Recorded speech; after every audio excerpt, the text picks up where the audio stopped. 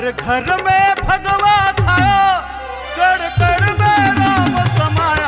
बोलो सिया राम जय राम, बोलो सिया राम जय राम, बोलो सिया राम जय राम, बोलो सिया राम जय राम। भारत में है राम राज आया, घर घर में भगवा छाया, कड़ कड़ में राम समाया। बोलो सिया राम जय राम, बोलो सिया राम जय राम, बोलो सिया राम जय राम, बोलो सिया राम जय राम। जय श्री राम।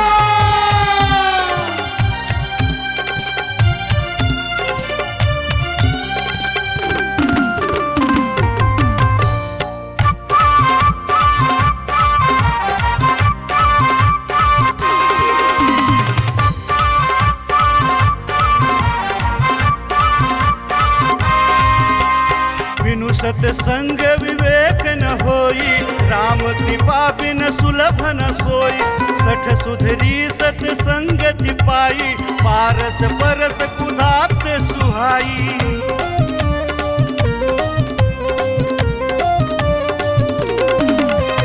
जा पर कृपा राम के होई, ता पर कृपा करे सब कोई। जिन्ह कपट दम नहीं माया, जिनके हृदय बसहु रघुराया। हृदय में राम समाया, घर घर में भगवा छाया, रोम रोम में राम समाया।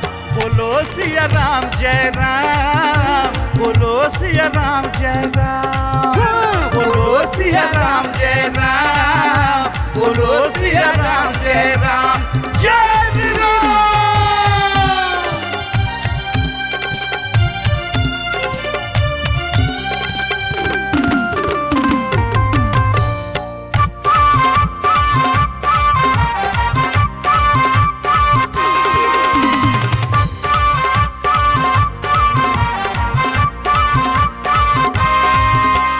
दैविक दैविक भौतिक तापा, राम राज नहीं कहूँ ही त्यापा। सब नर कर ही परस्पर प्रीति, जल ही स्वधर्म निरत श्रुति नीति।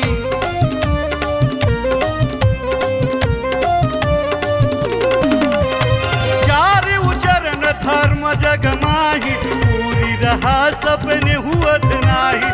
राम भगति रत नर अरु नारी, सकल परम गति के अधिकारी। जगत में राम राज आया, घर घर में भगवा छाया, कण कण में राम समाया। बोलो सिया राम जय राम, बोलो सिया राम जय राम, बोलो सिया राम जय राम, बोलो सिया राम जय राम। भारत में है राम राज आया, घर घर में भगवा छाया, कड़ कड़ में राम समाया। बोलो सिया राम जय राम, बोलो सिया राम जय राम, बोलो सिया राम जय राम, बोलो सिया राम जय राम, बोलो सिया राम जय राम।